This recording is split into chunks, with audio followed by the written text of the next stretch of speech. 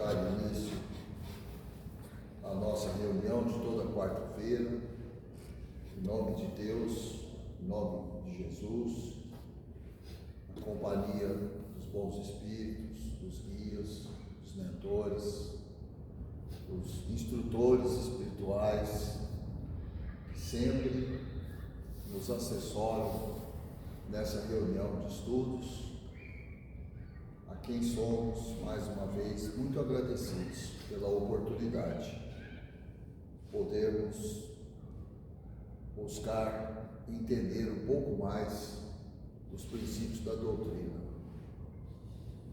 Pedimos à espiritualidade que zele pelo equilíbrio vibratório no ambiente dessa sala, não permitindo a presença de entidades que não estejam com os propósitos da reunião,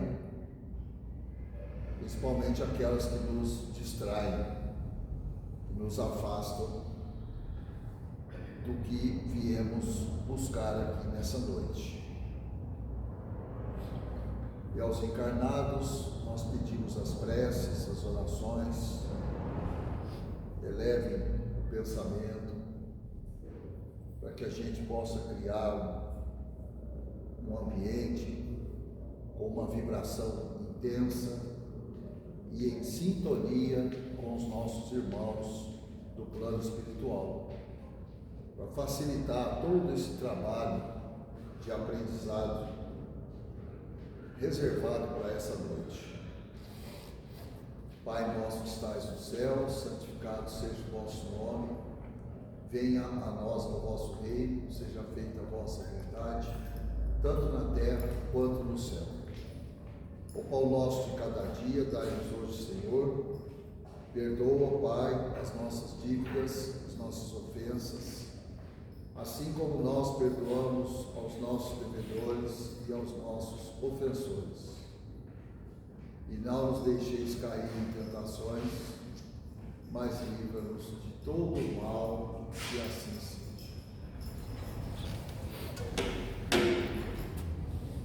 Muito bem. No livro O Céu e o Inferno, a gente está aí vendo os diversos casos, as comunicações daqueles irmãos que um dia, numa determinada existência, passaram por expiações terrenas.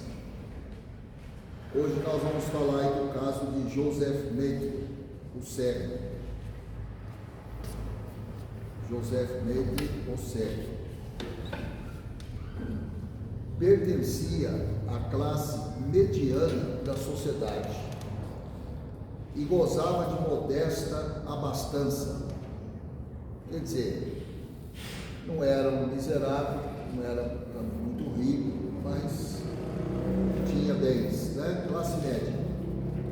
Ao abrigo de quaisquer privações, os pais o destinavam à indústria e deram-lhe boa educação. Porém, aos 20 anos, ele perdeu a visão. Aos 20 anos, ele perdeu a visão. Com perto de 50, veio finalmente a falecer. Então, passou aí praticamente 30 anos na escuridão, sem a visão. Isso foi em 1845. Me chamou a atenção, porque todas as comunicações é na década de 60, nos anos 1860, 64, 65. Não tinha visto ainda uma assim, 1845. Quer dizer, uns 15, 20 anos antes do que a maioria das outras comunicações. Eu sei que isso aí é só um detalhe, mas me chamou a atenção isso aí. 10 anos antes, quer dizer, em 1835, ele foi acometido por outra enfermidade que o deixou surdo. Então, quer dizer, já era cego e ficou surdo. de modo que só pelo tato mantinha relações com o mundo dos encarnados. É porque cego e surdo, né? Ora, não ver já era um suplício.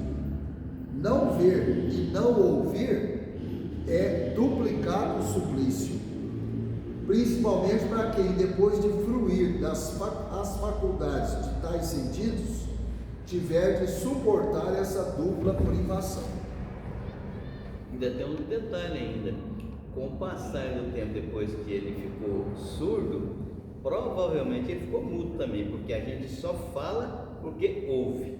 Quem não ouve, o cara que nasce surdo, ele não fala, porque nunca ouviu como é que fala, como é que pronuncia. Certo. Qual a causa de sorte tão cruel? Certo não era a sua última existência, sempre moldada numa conduta exemplar. Assim é que sempre foi bom filho, possuidor de caráter meigo e benévolo. E quando por cúmulo de infelicidade se viu privado da audição, aceitou resignado, sem queixar, essa prova. Pela sua conversação, pressentia-se na lucidez do seu espírito uma inteligência pouco comum. Pessoa que o conhecera, na presunção de que poderia receber instruções úteis, evocou-lhe o espírito e obteve a seguinte mensagem em resposta às perguntas que lhe dirigiram. Então a gente viu aí uma apresentação do espírito que vai ser, né, o centro aqui do estudo de hoje. Quem foi, né, o Joseph Métri, o que ele viveu aí, as dificuldades, e agora então vem a primeira evocação que fizeram após o desencarne dele. Isso foi em Paris em 1863, ou seja, 18 anos depois do desencarne. Desencarnou em 45. Então ele foi evocado. Agradeço, meus amigos, o terdes lembrado de mim. Pode ser que tal se não desse, independente da suposição de proveito da minha comunicação, mas ainda assim estou certo de que motivos sérios vos animam, e eis porque com prazer atendo ao chamado, uma vez que por feliz me é permitido orientar-vos. Então aqui tem um ponto importante, né?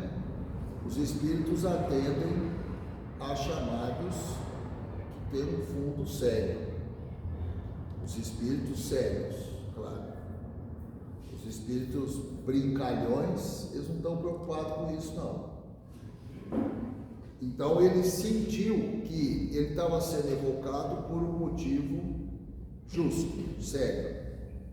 Então ele se predispôs, né, a atender a evocação e orientar. Assim possa o meu exemplo avolumar as provas, assaz numerosas, que os Espíritos vos dão da justiça de Deus. Cego e surdo me conhecestes, e para logo vos propusestes saber a causa de tal destino. Eu vou dizer, antes de tudo, importa dizer que era a segunda vez que eu espiava a privação da vista. Ele já teve uma reencarnação anterior que ele também ficou cego. Essa não foi a primeira vez que ele experimentou essa prova, foi a segunda vez. Na minha precedente existência, em princípios do último século, fiquei cego aos 30 anos. Então, como ele desencarnou nos anos 1800, século XIX. Século XIX. Então foi no século XVIII a outra existência dele. E ele desencarnou mais novo ainda, aos 30 anos, em decorrência de excessos de todo gênero, que arruinando-me a saúde, me enfraqueceram o organismo.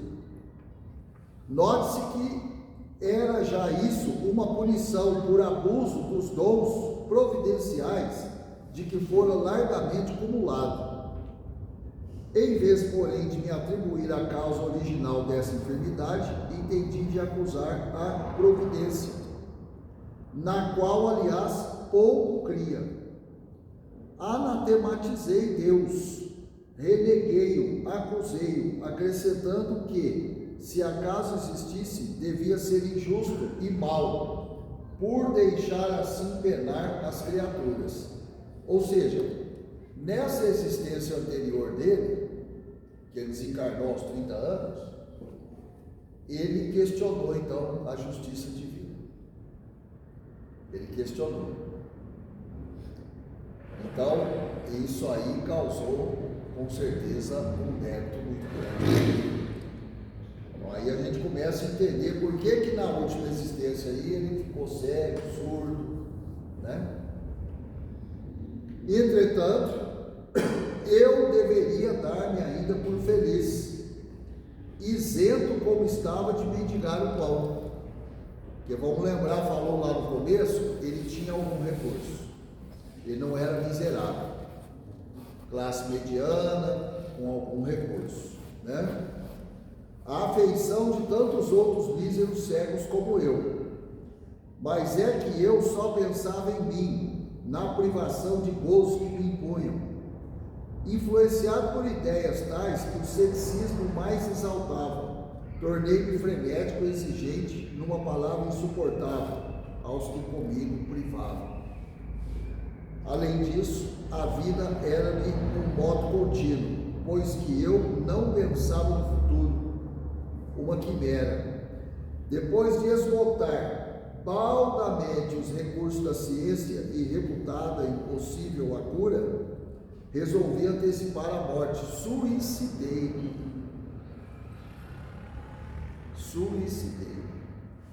Quer dizer, ele ficou revoltado, né? Começou até a questionar a existência de Deus, a justiça de Deus, e você vê, ele terminou a existência num suicídio.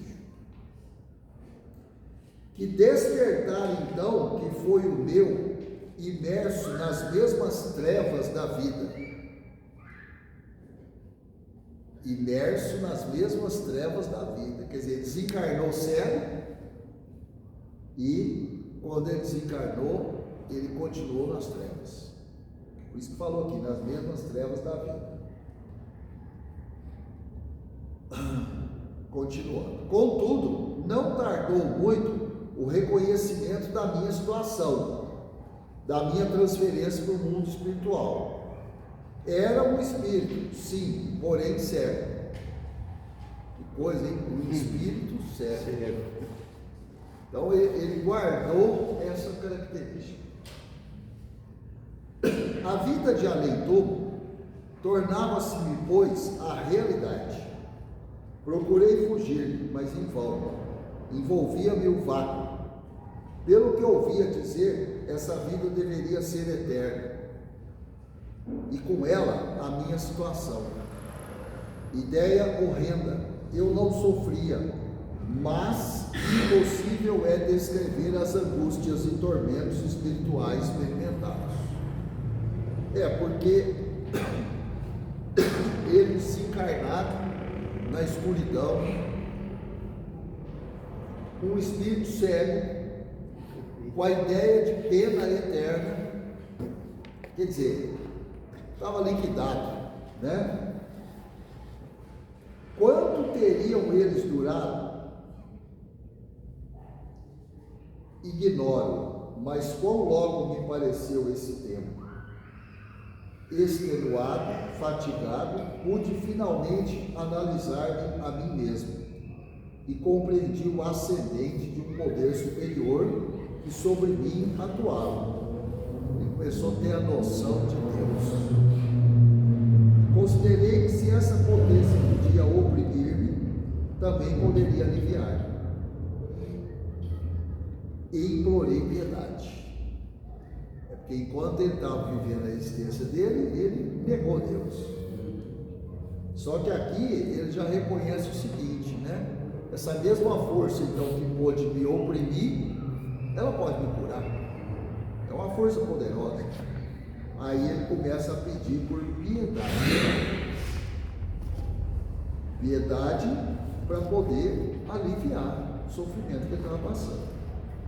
A proporção que orava e o fervor se me aumentavam, alguém me dizia que a minha situação teria um fim, teria um termo. Então até isso ele começou a entender, que não era eterna apenas. Por fim se fez a luz, e extremo foi o meu arrobo de alegria ao entrever as claridades celestes, distinguindo os espíritos que me rodeavam, sorrindo, benévolos, bem como os que radiosos flutuavam no espaço. Quer dizer, aquele espírito começou a enxergar. Viveu muito tempo nas trevas, né? Começou a enxergar. Ao querer seguir os passos, força invisível me reteve. Foi então que um deles me disse: o Deus que negaste teve consideração do teu arrependimento e permitiu-nos te dessemos a luz, mas tu só cedeste pelo sofrimento, pelo cansaço. Se queres participar dessa felicidade aqui fluida, forçoso é provares a sinceridade do teu arrependimento, as boas disposições, recomeçando a prova terrestre, em condições que te predisponham às mesmas faltas, porque essa nova provação deverá ser mais rude que a outra. Aí é onde então ele vai reencarnar e vai viver essa existência que a gente leu no comecinho, que ele viveu 50 anos, ficou cego aos 20, depois ficou surdo, né? Aceitei pressuroso, prometendo não mais falir. Aí voltei à terra nas condições que sabeis, que é o que a gente leu lá no comecinho. Não me foi difícil compreender a situação, porque eu não era mal por índole. Revoltaram-me contra Deus e Deus me puniu. Reencarnei trazendo a fé inata, razão porque não murmurei, antes aceitei a dupla enfermidade resignado, como expiação que era, oriunda da soberana justiça. Agora ele reconhece a justiça de Deus. O insulamento dos meus derradeiros anos nada tinha de desesperador, porquanto me bafejava a fé no futuro e na misericórdia de Deus. Ademais, esse insulamento me foi proveitoso, porque durante a longa noite silenciosa, a minha alma mais livremente se alçava ao eterno, entrevendo o infinito pelo pensamento. Aqui ele está se referindo ao período em que ele ficou como errante, um espírito errante e cego, né? Serviu para ele refletir. Quando por fim terminou o exílio, o mundo espiritual só me proporcionou esplendores inefáveis gozos. O retrospecto ao passado faz que me julgue muito feliz, relativamente pelo que dou graças a Deus. Quando, porém, olho para o futuro, vejo a grande distância que ainda me separa da completa felicidade. Tendo já expiado, ainda me faltava reparar a última encarnação. Só a mim aproveitou. A última encarnação, reparar. A última encarnação só a mim aproveitou. Pelo que espero recomeçar brevemente por existência que me permita ser útil ao próximo, reparando por esse meio a inutilidade anterior. E só assim me adiantarei na boa senda, sempre franqueada aos espíritos possuídos de boa vontade. Amigos, eis aí minha história, e se o meu exemplo puder esclarecer quaisquer dos meus irmãos encarnados, de modo a evitarem a má ação que pratiquei, terei por principiado o resgate da minha dívida. José. Que lição, hein? Que lição. Quer dizer, lá atrás ele teve uma existência onde ele abusou do que ele tinha, dos dons que ele tinha, abusou de tudo, né? Aí veio a punição, a cegueira, aí ele desencarna, vai demorar um tempo para ele reconhecer que ele fez, se arrepender. Aí os espíritos superiores colocam para ele, então, para você comprovar que você realmente está arrependido, então você tem que viver uma existência com essas mesmas características, só que veio em dose dupla, né? Não foi só a cegueira, foi a surdez também, né? Mas ele sempre compreendendo.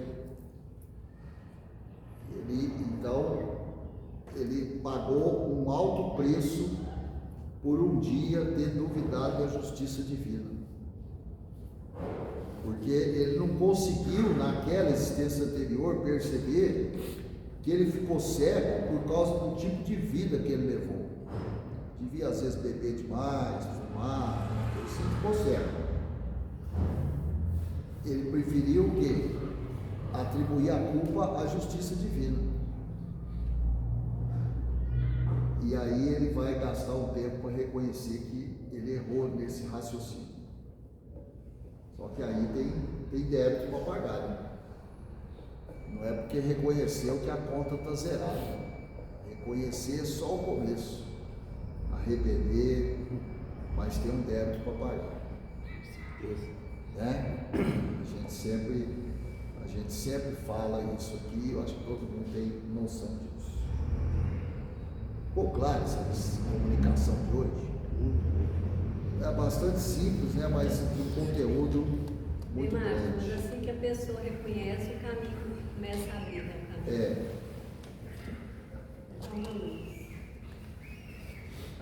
Aí, pessoal, nós estamos caminhando para o final do céu e inferno.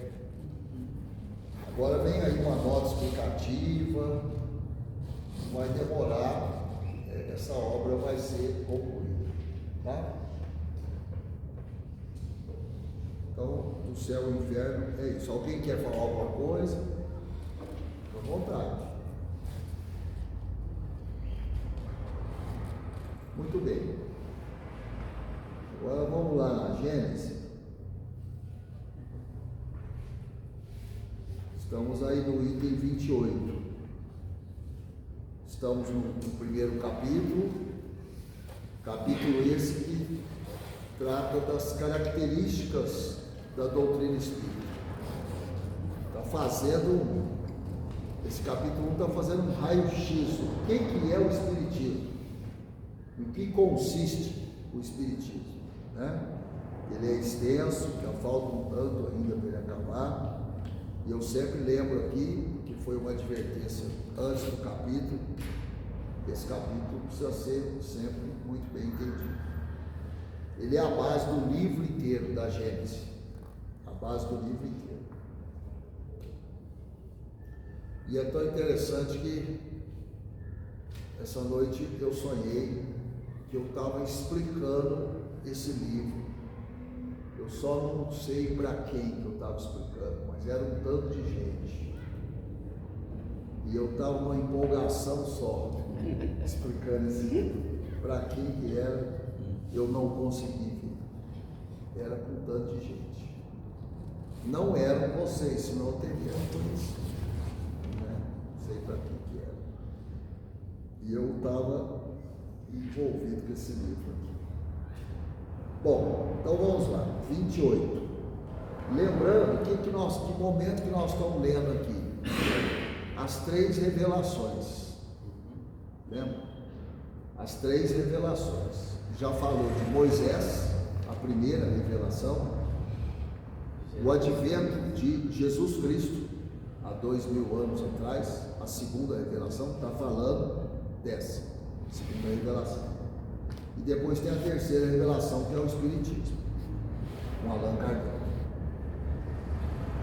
Se o Cristo não pôde desenvolver o seu ensino de maneira completa, é que faltava aos homens conhecimentos que eles só podiam adquirir com o tempo, e sem os quais não compreenderiam. Há muitas coisas que teriam parecido absurdas no estado dos conhecimentos de então. Completar o seu ensino deve entender-se no sentido de explicar e desenvolver, não de ajuntar verdades novas, porque tudo nele se encontra em estado de germe, faltando-lhe só a chave para se aprender o sentido das palavras. Bom, o começo aqui a gente já falou, eu já falei algumas dezenas de vezes, e vocês já ouviram isso, né? Quando Jesus vive a experiência carnal dele, há 2000 anos atrás, tudo que ele ensinou na época era relacionado ao grau de conhecimento que a população tinha naquela época. E mesmo assim, muitos não conseguiram compreender, né? Então não tinha como ele ser diferente, usar uma outra didática. O problema é que a humanidade daquela época que o cercava não tinha a bagagem necessária para entender, diferente do que ele explicou. Ele usou muitas parábolas, então foi o jeito que ele encontrou. Foi o jeito que ele encontrou, né? Afinal de contas, ele não é o mestre dos mestres. Foi o jeito que o mestre maior encontrou naquela época, ensinar por parábolas. E aí vem um alerta aqui, que nós não temos que continuar a obra de Jesus no sentido de acrescentar novas verdades. Não. Ele já propôs todas as verdades. O que nós temos que fazer é explicar o que ele propôs e desenvolver o que ele propôs. E nós estamos devendo isso. Nós estamos devendo explicar, nós estamos devendo desenvolver. Então, continuar a obra dele não é propor novas verdades. Não, quem somos nós para propor nova verdade? Seria a extrema arrogância nossa. Não, porque eu vou dar continuidade à obra de Jesus. Quem que você acha que você é? Tenta explicar e desenvolver o que ele propôs e você já evoluiu muito se você conseguir fazer isso, né? Criar novas verdades. A humanidade ainda não deu conta de entender o que ele propôs. Olha aí o jeito que está a humanidade. Nós não demos conta de entender a proposta dele. Aí você quer criar novas ideias, né? Então isso aqui é uma crítica principalmente a essas seitas que surgem aí todo dia, tudo quanto é esquina, né? Sempre com aquela ideia de, não, porque é uma nova maneira de interpretar os textos bíblicos. E aí a gente vê que por trás disso sempre existem segundas intenções, né? Então, ficou muito claro isso aqui, pelo menos para mim ficou muito claro. Tenta explicar e desenvolver o que Jesus propôs. E você, com certeza, já será um espírito diferente. Diferente, né? Porque olha aqui, ó, tudo nele se encontra em estado de germe. Quer dizer, ele lançou as sementes. germe. Falta-lhe só a chave para se aprender o sentido das palavras. Está faltando, por isso que a gente precisa estudar, se instruir, para tentar entender exatamente a mensagem de Jesus. Porque a gente ainda não entendeu direito. Não entendeu. Você pode até falar, não, eu entendi. Não, você acha que você entendeu. Eu acho que eu entendi. Só acho que eu não entendi. Eu que trato de estudar, de aprender cada vez mais. Quem sabe, numa determinada encarnação, aí eu começo a entender a mensagem dele. Então, está tudo no estado de germe, né?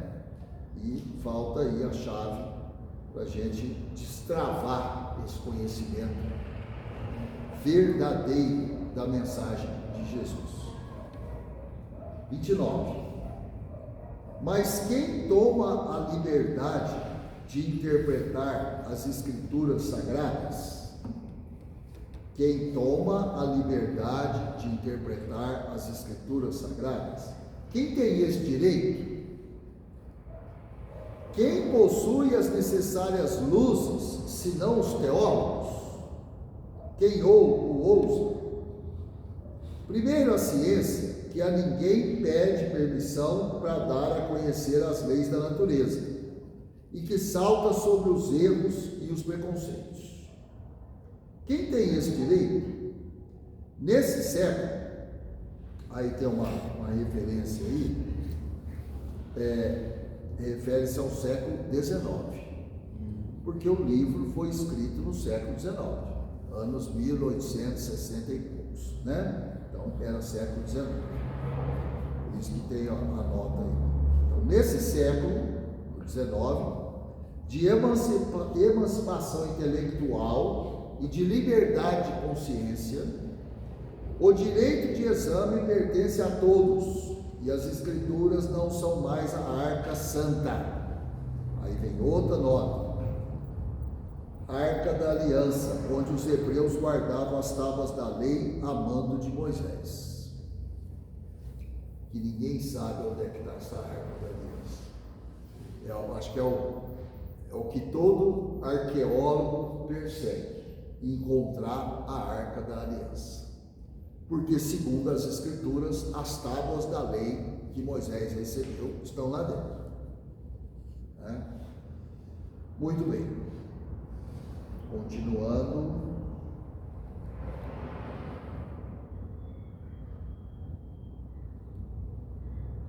Na qual ninguém se atreveria a tocar com a ponta do dedo sem correr o risco de ser fulminado. Quanto às luzes especiais necessárias, sem contestar as dos teólogos, por mais esclarecidos que fossem os da Idade Média, e em particular os pais da Igreja, eles, contudo, não o eram bastante para não condenarem ele como heresia o movimento da terra e a crença dos antípodas. Vocês sabem o que são antípodas? Não sei. Está lembrado aí? O que é um ponto antípoda? Esse termo é da geografia e da geometria, né? Também da geometria, e a geografia utiliza. Quando a gente fala antípoda, eu estou me referindo a um ponto exatamente o oposto do local onde eu estou, na Terra. Então todos nós temos um antípoda. Então hoje nós estamos aqui no hemisfério sul, do lado ocidental. Então uma posição antípoda dessa casa aqui, você imagina que a Terra fosse uma bola. Então você está num ponto aqui. O antípoda é como se você atravessasse dentro da Terra exatamente no oposto, do outro lado da Terra. Isso é o ponto antípoda. Fosse norte, vai ser no mar. Hã? Nosso ponto antípoda está no mar. Pode estar no oceano, pode. Mas eu já calculei o nosso aqui, quem está em Uberlândia, nosso antípoda está lá na Coreia. Nosso antípodo está mais ou menos na divisa das duas Coreias. Tá? É porque uma vez, me desculpa sair um pouquinho, mas só para ilustrar, eu tive acesso a um aplicativo que permitia você fazer contato com o seu antípoda. Claro, desde que ele quisesse fazer contato com você, né? Ninguém é obrigado a responder quem não conhece. Então você entrava nesse aplicativo e alguém numa coordenada exatamente oposta à sua iria receber a mensagem. E você ia se identificar, você está no Brasil, tal lugar, assim. E você só queria estabelecer uma amizade, um contato, nada além disso, né? Mas nos dias de hoje é complicado isso, ninguém sai conversando com os outros assim, desconhecido, né? Mas é só para você entender o que é antípoda. Na internet Senão... tem demais isso. Hã? Na internet tem demais isso, conversa com pessoas. Tem. Você nem conhece. Então assim, todos nós temos um ponto antípoda. Então se nós estamos no hemisfério sul, o nosso antípoda com certeza está no norte. E se nós estamos no ocidente, com certeza ele está no oriente. Então nós estamos no sul ocidental. Nosso antípodo está no norte oriental. É isso. Muito bom. Deixa eu ver aqui onde eu parei. Mesmo sem ir tão longe, os teólogos dos nossos dias não lançaram anátema à teoria dos períodos de formação da Terra. O que é anátema? Anátema é Maldição. Uma proposta de uma teoria antes da hipótese, antes de virar hipótese, tá? Então ele está dizendo aqui o seguinte, que mesmo sem pensar, né, em algo assim tão distante como a antípoda, ele diz o seguinte: os teólogos dos nossos dias não lançaram anátema, quer dizer, uma proposta, né, a teoria dos períodos de formação da Terra. Esse livro aqui, a Gênesis, alguém já leu a Gênesis? Ninguém leu, porque durante uma boa parte do livro vai falar sobre a história da Terra, a formação da Terra. Por isso que eu me empolguei com esse livro aqui, porque esse livro aqui para o geógrafo é uma delícia. Tem muita geografia, né? Então, isso aqui que está falando, ó, teoria dos períodos de formação da Terra, as eras geológicas, os períodos, o que aconteceu em cada era, né? Por exemplo, até onde nós sabemos, os humanos mais primitivos, eles acabaram de chegar na Terra.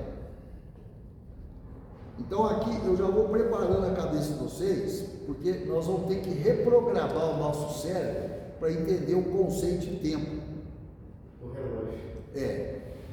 Ou seja, a gente chegou às 23 horas, 58 minutos. Isso, acabamos de chegar. E 59 segundos. Exatamente. Eu costumo brincar com os meninos dizendo o seguinte: quase que dá tempo de eu conhecer os meus antepassados, os meus primeiros antepassados.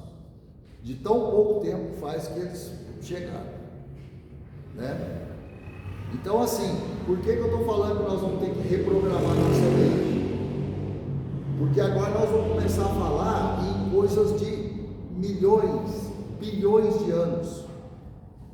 Isso para a nossa cabeça é um negócio complicado. Por quê? Nós damos conta de medir na nossa cabeça minuto, segundo, né? Vou falar para você, ó, daqui 1 minuto, você tem noção do que é 1 minuto? Não, então daqui 1 minuto é agora. Daqui meia hora, daqui um dia, aí você vai aumentando. Daqui uma semana, você começa a ficar meio no vazio. Aí se eu falar para você, daqui 10 anos, aí você já não dá conta de imaginar. E se eu falar daqui a 100 anos? Piorou. E daqui a 1000? E daqui a 1 milhão? Então, a nossa capacidade de dimensionar tempo, ela é muito limitada. A gente dá conta de dimensionar tempos curtos. Mas por quê? Porque a gente vive muito pouco tempo. a experiência terrena? Vivia 80 anos, 90, tem uns que vivem 100, tá? Que todo mundo vivesse 100. O que é 100 anos? Nada. Passou pela terra, 100 anos, passou de passagem. 100 anos é nada. Então, nós temos, viu? Já vai preparando sua cabeça aí, redefinir o conceito de tempo. Senão fica difícil de entender daqui para frente. Irmãos, por causa dessa coisa, como é que fala? Dificuldade de entender o tempo, é que na Gênesis as eras viraram dias. Exatamente. A pessoa pudesse entender que foi Deus fez, só que o problema é que, biologicamente falando, passou-se bilhões de anos. Tanto que a Terra tem aqui 5,4 bilhões de anos. Desses 5,4 bilhões, 4, em torno de 4, a Terra estava se preparando. Exatamente.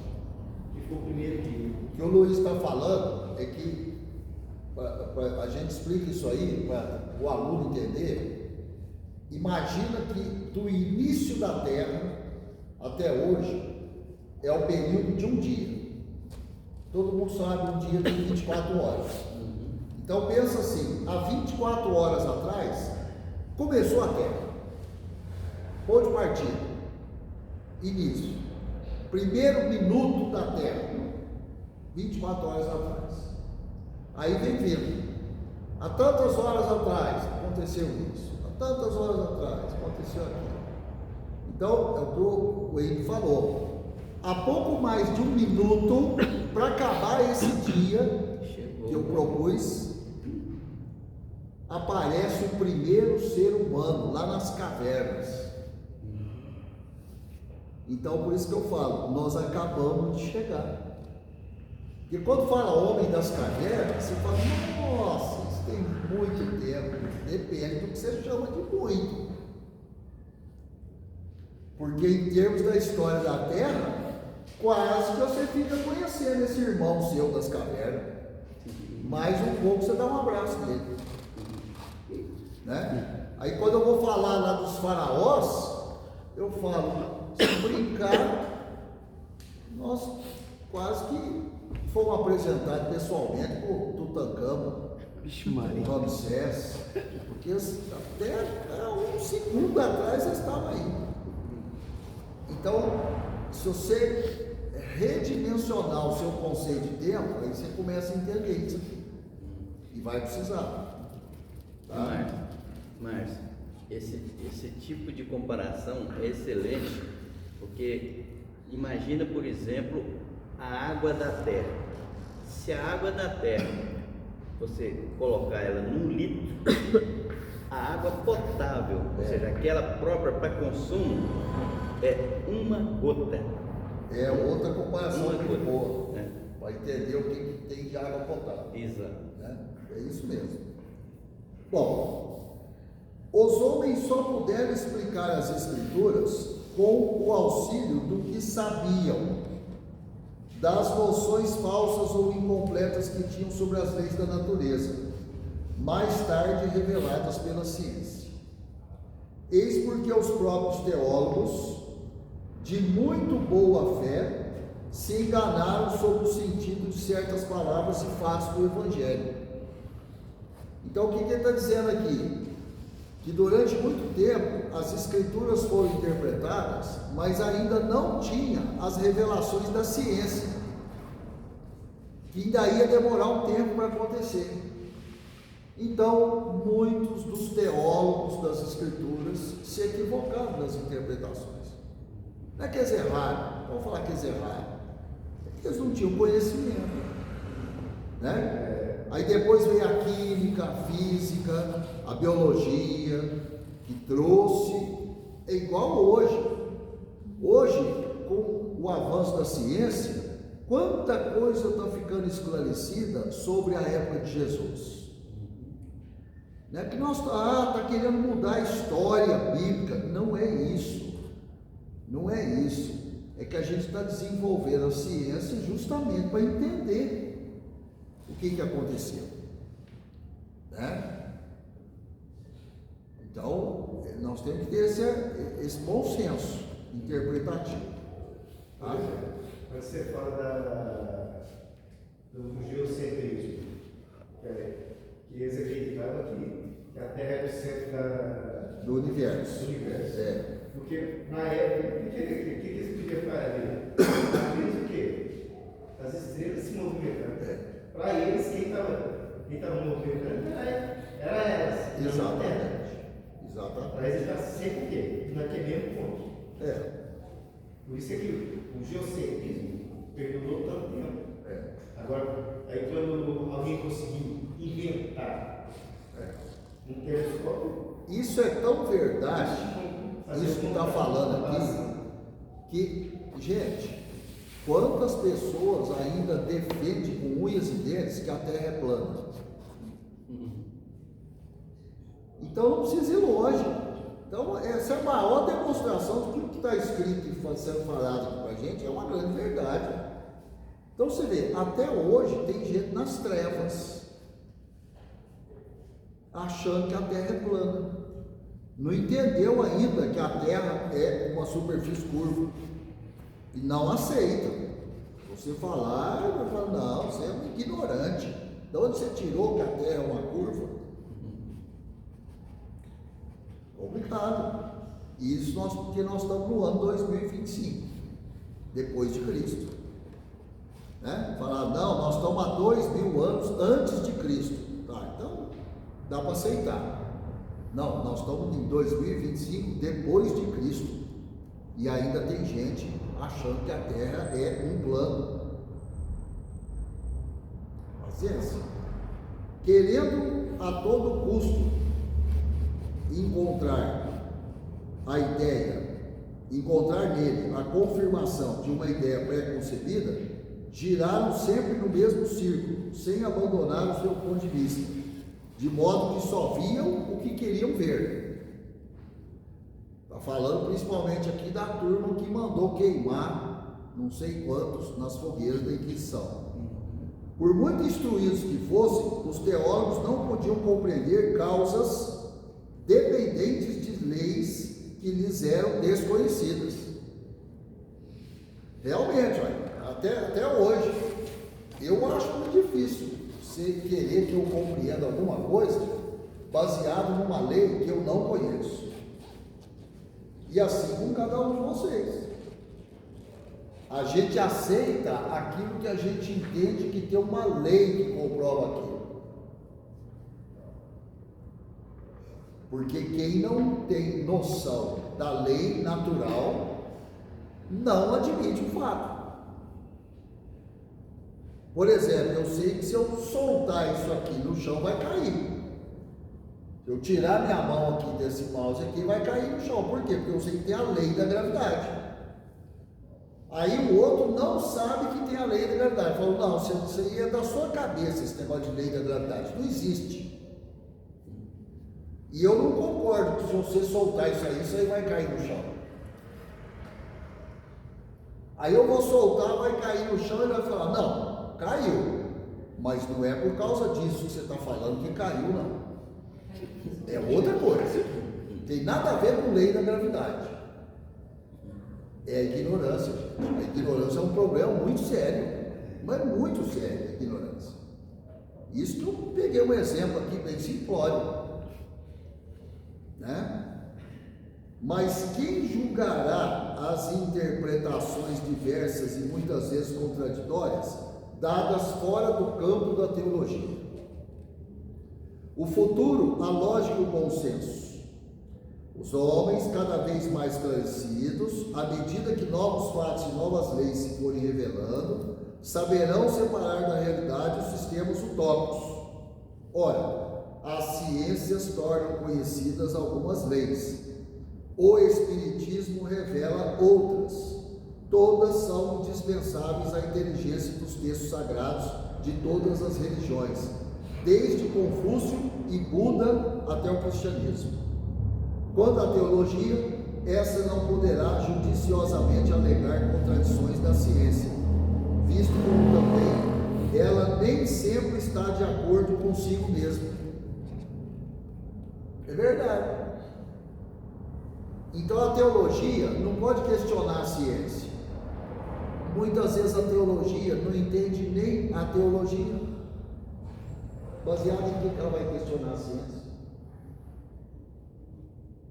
Então é isso. Vou parar aqui. Acabou dando uma esticadinha, mas vamos começar o livro Passe, né? Dá tempo da gente ver alguma coisinha. Paramos no 30 então. E essa Gênesis vai ser isso daqui para frente, viu? Firma o taco aí. Firma o taco.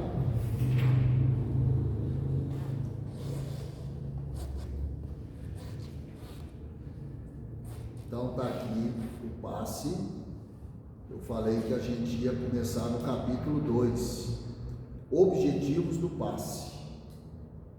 Página 28.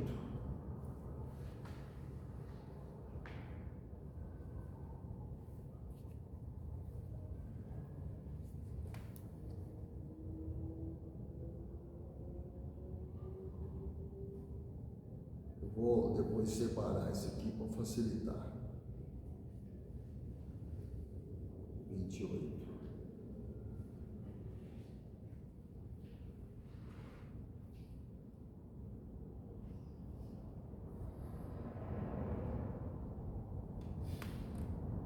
Objetivos do passe.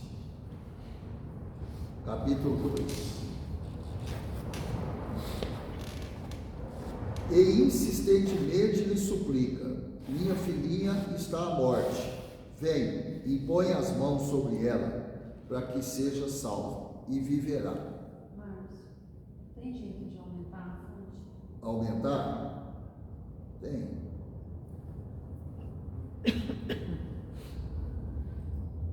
Sim, tá bom? Já tá pequeno? Tem que diminuir um pouquinho porque não cabe. Né? Isso não cabe. Aí não vai caber na Diminuir, tela. Tem que diminuir um pouquinho. Às vezes eu vou ter que refazer isso aqui para poder projetar e ficar legal. Vou diminuir aqui, senão não tem jeito de eu ler. Aí dentro, um pouquinho maior. Eu vou melhorar isso aqui, viu, para a próxima semana. Pode deixar. Mesmo sendo o passe uma das circunstâncias mediúnicas mais comum nas instituições espíritas, precisamos reconhecer, tanto pelo estudo quanto pela vivência, quais são os seus verdadeiros objetivos, a pretexto de desconhecimento de causa. Não virmos amanhã a desvirtuar-lhe os fins, utilizando-nos dos meios antidoutrinários, ou então, ainda que através dos meios mais corretos, desvalorizemos os fins por impertinentes. Ou seja, está chamando a atenção aqui da importância de se ter o conhecimento. Por que tem que dar o passe? Por que tem que dar o passe? Nós não podemos ignorar isso. Então é o que esse capítulo aqui vai reforçar, né? Afinal, se fazer é uma obrigação, saber fazer é um dever. Se fazer é uma obrigação, saber fazer é um dever. E fazê-lo correto, no tempo, no momento e no lugar certo. E buscar a perfeição. Não sendo outro motivo do nosso estágio aqui na Terra, senão de buscarmos pelos meios, ao nosso alcance, o final feliz, que é a perfeição, reconhecendo-nos numa posição que, pelo nível, ainda nos solicitará muito esforço, trabalho, vidas, renúncias, estudos e sacrifícios, até atingirmos o grande desiderato.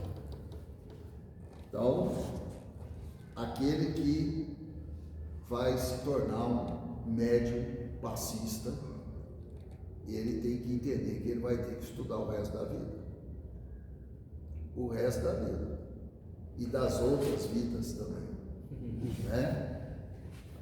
Uma responsabilidade muito grande aqui. Sendo o magnetismo um dos meios que utilizaremos seguidamente, tomá-lo-emos tendo em vista a manutenção do estudo do passe dentro dos limites atinentes às causas e aos efeitos fluídicos, de cura e de alívio orgânico e psíquico, além de auxiliar nos tratamentos espirituais e desobsessivos.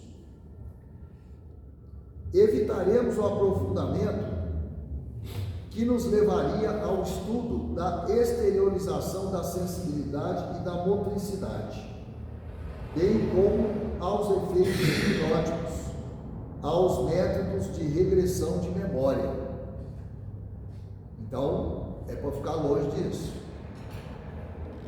Hipnose e regressão de memória, porque tem muita gente que pratica o passe e pratica regressão de memória.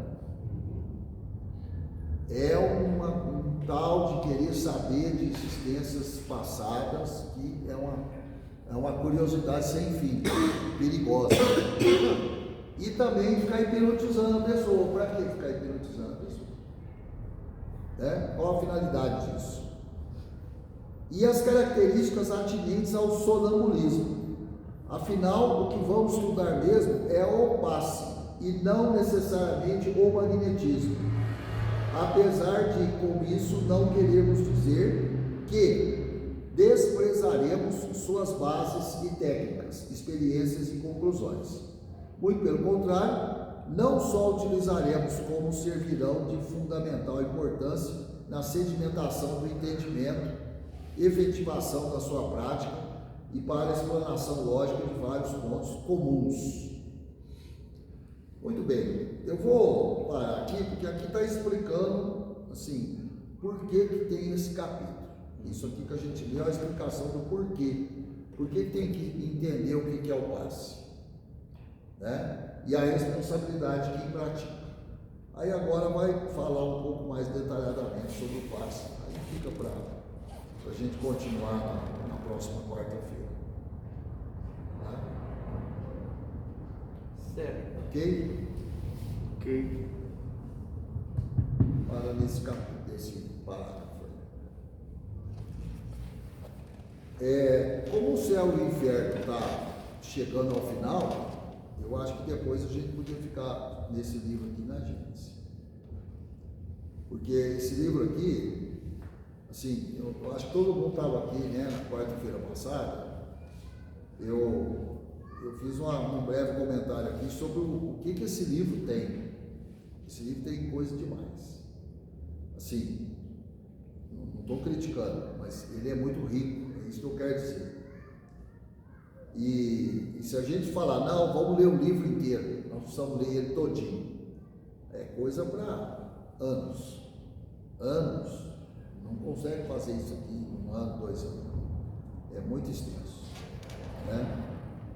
Mas tem alguns capítulos que a gente entendeu que são mais importantes para nós nesse momento. Eu espero não estar fazendo uma interpretação errada, né? Não que eu acho o que é importante, o que não é. Não é isso. É que dentro do que a gente pratica aqui na casa, né? Por exemplo, nós vamos ver aqui, tem um determinado momento aqui que vai falar, quem dá passe não toma passe. Na mesma sessão, não. E a gente normalmente faz isso, com a maior naturalidade.